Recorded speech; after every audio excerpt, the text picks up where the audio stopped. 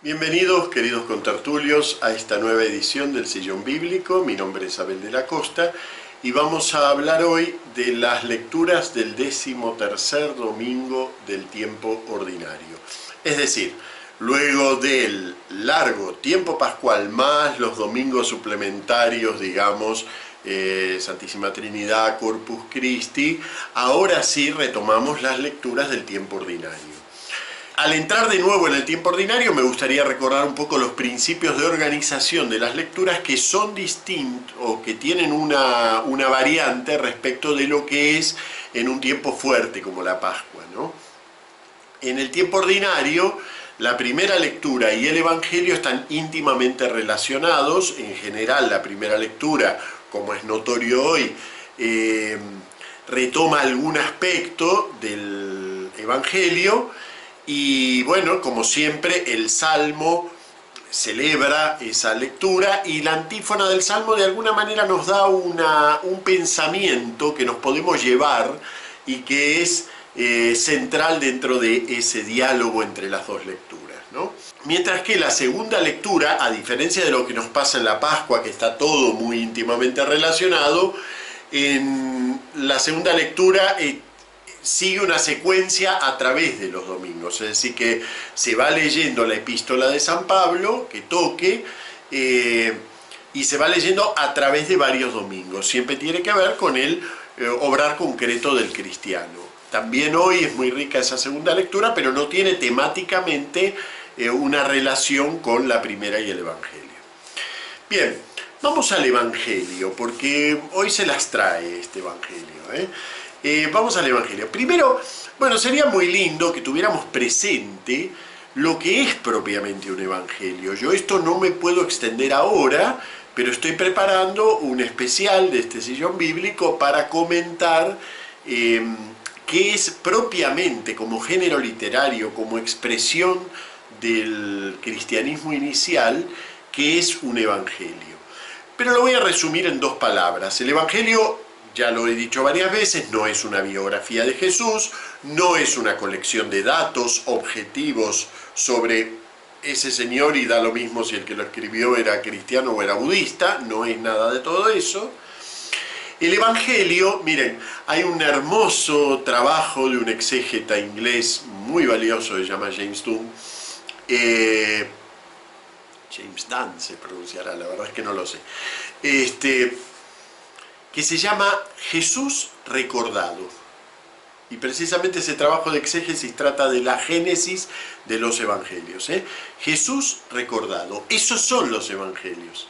Es el Jesús que la comunidad cristiana en el devenir de su vida va recordando y la va iluminando.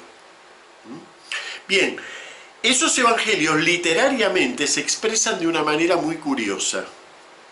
El tablero, digamos así, donde se despliega esos recuerdos de Jesús, es un viaje de Galilea a Jerusalén.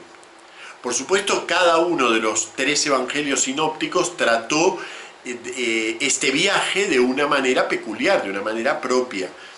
Pero todos se caracterizan por presentar a la figura de Jesús de Galilea a Jerusalén, ¿sí? Luego ya Juan sigue su propio ritmo, ¿no? Entonces ya tenemos ahí 3 viajes de Jesús a Jerusalén. ¿Por qué comento esto? Porque precisamente si leemos el primer versículo del Evangelio de hoy, nos dice: cuando se iba cumpliendo el tiempo de ser llevado al cielo, Jesús tomó la decisión de ir a Jerusalén. Capítulo 9 de San Lucas inicia un momento muy central de su Evangelio, que va del capítulo 9 al capítulo 19, que es todo ese viaje a Jerusalén. No quiere decir que él utilice vocabulario de viaje, no es un diario de viaje, no nos está contando las distintas etapas, pero plantea desde el principio que esto es un tránsito de Galilea a Jerusalén, que va a intentar pasar por Samaria, y en ese viaje van a ir ocurriendo las cosas centrales del mensaje de Jesús que nos quiere transmitir San Lucas. Y hoy comienza esto. Pero esto está muy íntimamente relacionado con dos perícopas antes. Claro, nosotros lo hemos leído en Cuaresma, pero en realidad está a centímetros de este texto el Evangelio de Transfiguración en San Lucas, ¿no? Y en ese Evangelio de Transfiguración aparecía Jesús hablando con Moisés y Elías, y nos dice San Lucas que hablaba acerca del éxodo que debía cumplirse. O sea que ya en ese Evangelio se nos plantea la vida de Jesús, el sentido de su vida, como éxodo. La palabra éxodo obviamente no es solamente salir de un sitio e ir al otro, sino que en el contexto bíblico éxodo no deja nunca de evocarnos la gran gesta fundacional de Israel. Israel no solo nace en el éxodo, sino que todo lo que Israel es se despliega en ese éxodo, incluso su rebelión contra Dios, ¿no? Todo eso se despliega en el éxodo. Entonces, de alguna manera, en esa pequeña frasecita nos está diciendo, bueno, ¿qué vino a hacer Jesús en definitiva? ¿Qué vino a traer una nueva doctrina? ¿Vino a enseñar una religión nueva? ¿Vino a fundar algo nuevo? No, Jesús vino a realizar aquello que en el éxodo de Israel fue un fracaso. Porque al cabo de la historia, en realidad, el éxodo de Israel, a pesar de que el libro del éxodo termina tan lindo, con esa manifestación de Dios en el templo portátil del desierto, pero lo cierto es que el éxodo de Israel, al cabo de la historia, lo podemos considerar un fracaso, ¿no? Bueno, Jesús vino a realizar aquello que no se realizó en el éxodo de Israel. Ese encuentro con el Señor al cual invitaba repetidamente el éxodo de Israel. Y hoy comienza ese éxodo, ¿ven? Comienza de Galilea a Jerusalén. Y comienza con la mención de dos viajes. Cuando se iba cumpliendo el tiempo de ser llevado al cielo, primer movimiento. Jesús, para realizar su éxodo, tiene que ser llevado, atención que voz pasiva, no ir él al cielo, ser llevado al cielo. Ser llevado al cielo no es solo una alusión a la ascensión. Ser llevado al cielo es todo su tránsito por la muerte. Recuerdan que la muerte está planteada en términos muy espaciales, ¿no? Bajar hasta el fondo y volver a subir hasta lo más alto. Entonces, llega el momento en el cual se va a comenzar efectivamente el verdadero éxodo de Jesús, ser llevado al cielo. Y ahora sí Él hace algo. Jesús tomó la firme decisión de ir a Jerusalén. Yo sé que en la lectura litúrgica no dice firme decisión, dice tomó la decisión de ir a Jerusalén. Es una lástima porque realmente el sentido de la expresión es un modismo el que utiliza allí San Lucas. Dice, Jesús endureció su rostro de ir a Jerusalén. Es una forma de decir que ya no mira otra cosa. Endureció su rostro de ir a Jerusalén. Esa es la expresión original. Entonces ese modismo se traduce normalmente como tomar la decisión. Pero es una decisión en firme, no es una decisión más o menos. Y envió mensajeros por delante. Bien, ¿a dónde van esos mensajeros? Esos mensajeros van a Samaria. ¿Por qué Jesús quiere pasar por Samaria? Pues no lo sabemos. No tiene necesidad de pasar por Samaria, pero quiere pasar por Samaria. Samaria en la Biblia es todo un símbolo, no es cualquier sitio geográfico. Así como hablamos del buen samaritano, no porque sí. Samaria es el símbolo del rechazo al pueblo de Dios, del rechazo al plan de Dios, al proyecto de Dios. Son creyentes, pero que no han entrado en la dimensión de la promesa. Y entonces, en cierto sentido, son los más excluidos. Para un judío de la época, hablarle de un samaritano era de lo peor.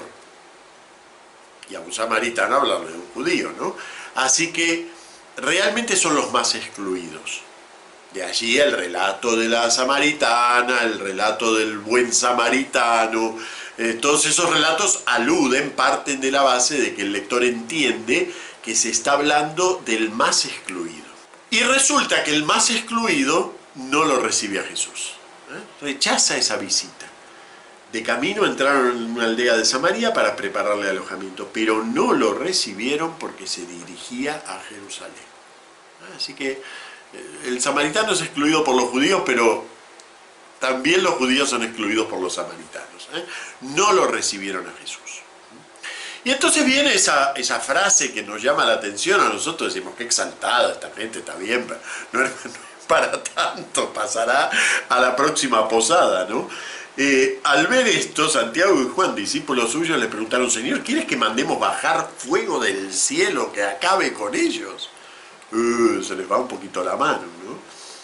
Él se volvió y les regañó. Fíjense que no nos dice ni cómo los regañó, ni por qué motivo, porque en realidad esto es toda una alusión bíblica. Vamos a tratar de desentrañarla, a ver si entendemos de qué está hablando. Y para eso me voy a remontar por un minutito a Lucas 4. Cuando Jesús comienza a predicar en Galilea, ¿y qué le ocurre entre los suyos cuando empieza a predicar? ¿Lo aplauden? No, lo rechazan. Lo primero que le ocurre a Jesús es que lo rechazan.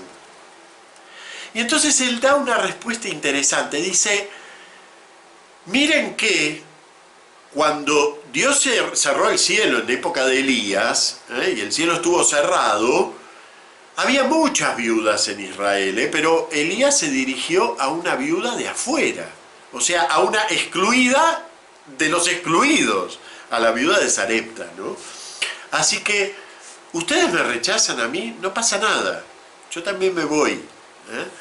Y ahí entendemos por qué el viaje tiene que pasar por Samaria. ¿Sí? La voluntad de Jesús es repetir el gesto de Elías de acercarse a aquel de quien no se tiene misericordia. Eso lo ha hecho toda su vida Jesús, pero ahora simbólicamente lo hace también. Ahora bien, resulta que ellos, los samaritanos, lo rechazan. Hay un episodio en la vida de Elías, lo pueden leer en 2 Reyes capítulo 1, en donde bueno, es un episodio medio largo, tienen que leerlo porque tiene algo, aunque es un poco trágico, pero tiene algo de cómico. Y el profeta de Dios, Elías, resuelve la cuestión haciendo bajar fuego del cielo y cocinando primero a una partida de 50 soldados más el enviado, y después a otra partida de otros 50 soldados más otro enviado, ¿no? Así que cocinando 102 personas se resuelve la situación. Elías es así, es un poco extremo, si siguen el ciclo de Elías, bueno, hay que limpiarse la sangre después de cada episodio. Bueno, Elías es el profeta que expresa ese poder de Dios, ese poder de juicio de Dios. Cuando lo rechazaron los galileos, ¿qué hizo Jesús? Apeló a Elías. Y entonces ahora los discípulos dicen, bueno, ¿será que hay que responder como Elías? Vamos a hacer bajar fuego del cielo, como hizo Elías. Pero un momentito, el Elías que Jesús quiere invocar es el Elías de la misericordia. El Elías que camina fuera de Israel. El Elías que va a la viuda de Sarepta. Ese es el Elías que está reivindicando Jesús. Y el Elías del poder queda fuera. Queda fuera de la perspectiva de Jesús. Y no es que no pueda hacer bajar fuego del cielo, pero queda explícitamente afuera. Y bien, ya vemos varias cosas aquí en este Evangelio, ¿no? Y nos falta sumar una. Como es constante en San Lucas, lo que hace Jesús es no solo algo que hace Él, sino algo que es escuela para su iglesia. Fíjense que esto es muy distinto, por ejemplo, de San Marcos. Para San Marcos Jesús siempre está muy solo y nadie lo entiende, y nadie lo sigue propiamente. Ni siquiera resucitado, porque están muertos de miedo. No dijeron nada a nadie porque tenían miedo. Marcos 16:8, ¿no? En San Lucas, como ya lo expliqué cuando hice la pequeña introducción al San Lucas litúrgico, continuamente su iglesia está, es cierto que un pasito atrás, pero está aprendiendo de él a ser el Jesús que va a moverse en la historia. El mandato de su iglesia es ir hasta los confines de la tierra. Entonces la iglesia tendrá que hacer un viaje. Y para eso tiene que aprender a viajar. Y eso es lo que hace en este Evangelio de hoy. Aprende a viajar con Jesús. Y entre ellos se va a encontrar rechazo. Se va a encontrar rechazo de los suyos, se va a encontrar rechazo de los de afuera. Va a ir a los excluidos y los excluidos le van a hacer así. Pero Jesús no hace bajar fuego del cielo a nadie. Y su iglesia no hace bajar, no debe hacer bajar fuego del cielo. Al contrario, seguir andando. ¿Ven? La iglesia de Jesús aprende a viajar con Jesús. Así se viaja, así se llega a los confines de la tierra. No se llega a los confines de la tierra con nuestros planes pastorales humanos. Se llega a los confines de la tierra así. Y eso es lo que hay que aprender. Por eso, este Evangelio une hoy a este modelo del Jesús que viaja las 3 sentencias sobre los discípulos que no terminan de entender a Jesús. Señor, yo te seguiré a donde vayas. Y Jesús le responde una frase un poquito extraña, ¿no? Que en definitiva quiere decir, no me sigas porque voy a algún lado, sígueme porque te pido que me sigas. Los zorros tienen guarida, etc. No me sigas porque voy a algún sitio, porque te gusta el sitio al que voy. Sígueme porque soy yo el que te está llamando. Eso es lo primero que nos enseña Jesús, ¿eh? Sígueme porque soy yo el que te está llamando. Déjame que entierre a mis padres. Haz lo que quieras, nadie te obliga. Por supuesto no está diciendo Jesús que no hay que ocuparse de los padres, ni nada de eso, ¿eh? Lamentablemente a veces se entienden las palabras de Jesús de manera fundamentalística y no es así, ¿eh? No está invitándonos a ser unos desamorados con la familia en absoluto. Lo que está diciendo es que la prioridad del seguimiento es que Jesús es quien nos llama, no nosotros quienes lo elegimos, sino Jesús quien nos llama. Ilustrando esto está precisamente la primera lectura, que de todos los temas del Evangelio recoge precisamente el tema del seguimiento, ¿no? Y la antífona del Salmo nos muestra cuál es la verdadera actitud del discípulo. Tú, Señor, eres el lote de mi heredad. Eso es la actitud del discípulo. Esa es la correcta actitud del discípulo. Fuera de estos 3 que quieren ser discípulos, sí, pero mientras que se lo pongan a tiro, ¿eh? Bueno, nosotros también a veces parecemos esos discípulos que quieren serlo, pero mientras nos lo pongan a tiro. Y Jesús no lo pone a tiro, lo pone siempre un metro más allá para que caminemos un poco más y sobre todo para que lleguemos de corazón a esa actitud que proclama la antífona del Salmo. Tú, Señor, eres el lote de mi heredad. Ni mi deseo, ni mi forma de concebir el discipulado, ni lo que yo espero en la vida, ni lo que creo que es el éxito, ni lo que creo que es el fracaso, ni nada de eso es el lote de mi heredad. Tú, Señor, eres el lote de mi heredad. Y con eso, de alguna manera, resumimos el conjunto de este diálogo entre la primera lectura y el Evangelio. Ocupémonos solo de una frase de la segunda lectura, una frase que da para mucho y que yo les pediría que la piensen un poquito. Para ser libres nos ha liberado Cristo. La libertad que nos trajo Cristo es un fin en sí mismo. Para ser libres nos ha liberado Cristo. La libertad es un don escatológico del Señor, ¿eh? La libertad en Él, la que Él nos da, es un don escatológico. Para ser libres nos ha liberado Cristo. Y luego la lectura juega con una palabra muy crucial, que es la palabra la carne, que lamentablemente en la tradición posterior, sobre todo a partir del siglo XVI, pero bueno, antes también, se fue centrando demasiado en los pecados de la carne, 6º y 9º mandamiento, como si la carne fuera exclusivamente un asunto sexual. No tiene nada que ver con eso. Cuando San Pablo usa la carne, no lo usa en ese sentido.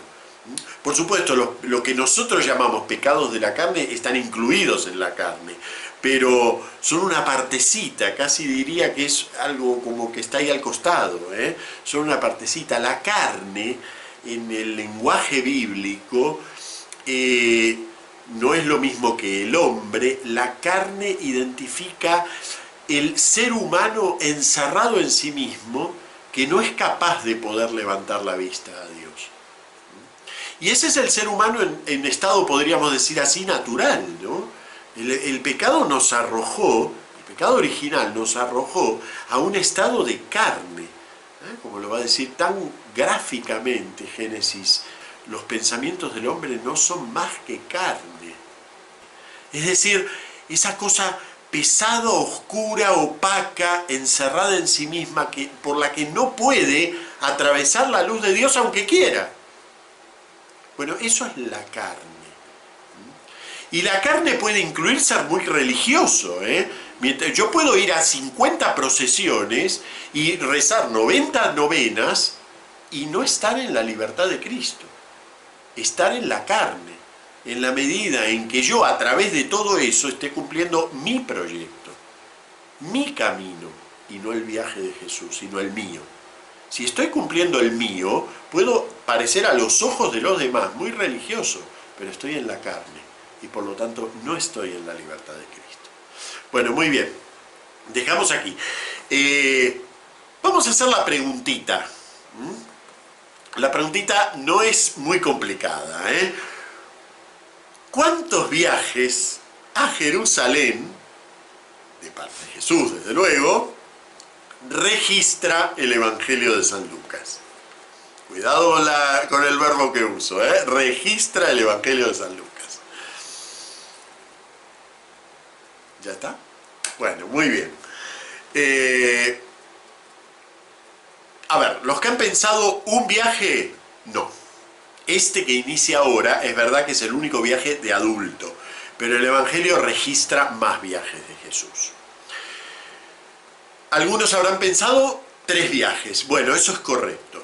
Efectivamente, Jesús en el Evangelio de San Lucas va a Jerusalén para ser presentado en el templo, va a Jerusalén a los 12 años, el episodio del niño perdido y hallado en el templo, y luego ya el gran viaje que culmina con su Pascua. Ahora, en realidad nos sugiere el Evangelio que Jesús viajó a Jerusalén como cualquier judío de manera más o menos continua. Nos aclara San Lucas que sus padres iban todos los años, y eso lo dice cuando menciona el episodio de los 12 años, lo cual nos implica que Jesús habrá ido muchísimas veces de niño y seguramente de adulto iría todos los años. Pero si nos atenemos al verbo que utilicé, ¿cuántas veces registra, cuántos viajes registra San Lucas de Jesús a Jerusalén? Entonces tenemos que decir que 3. De niño, de adolescente y de adulto. Bueno, muy bien. Y ahora sí, viene un pedido especial. Vamos a hablar muy seriamente porque esto exige un diálogo franco. Estuve mirando un vídeo sobre cómo funciona el algoritmo de YouTube, porque a mí me encanta cuando me encuentran por Skype o me mandan un mail y me dicen, ay, qué lindo que estuvo tu sillón bíblico, uy, gracias, qué bien, me siento halagado, ¿no? Pero esto tiene que crecer, y para que esto crezca tenemos que darle de comer al algoritmo de YouTube. A mí, que me digan que mi sillón bíblico les encantó y me lo digan por email, me alimenta el ego, pero no alimenta el algoritmo de YouTube. El algoritmo de YouTube lo manejan ustedes, no yo.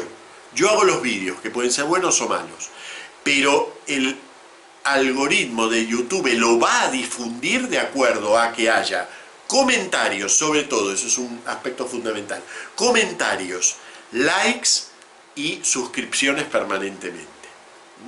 Entonces, hagan su parte, yo hago la mía, grabo los vídeos y los subo, hagan su parte. Bueno, muy bien, y ahora los saludos. Primero, saludo con mucho cariño a Miguel Casas de Buenos Aires. Miguel me conoció con mucho pelo, fui catequista de él, catequista de adultos de él, cuando yo recién empezaba con todo esto, 20 y poquitos años, y bueno, hemos mantenido a lo largo de los años la amistad por mucho tiempo, mientras yo vivía allí, ¿no? Bien, segundo saludo, Sebastián Barahona también, otro gran amigo que me emocionó ver su comentario en el vídeo anterior. Sebastián Barahona de Buenos Aires, al que quiero muchísimo. Carlos Danilo Lara de Salta, también de Argentina, aunque de otra punta porque Argentina es muy grande. Y Elda Ramírez de Misiones, también de Argentina. Les mando un gran saludo, un gran abrazo. Ellos rezan en el grupo de oración del Testigo Fiel. También están invitados los demás que quieran. Bueno, muy bien, muchas gracias y nos vemos en el próximo Sillón VIP.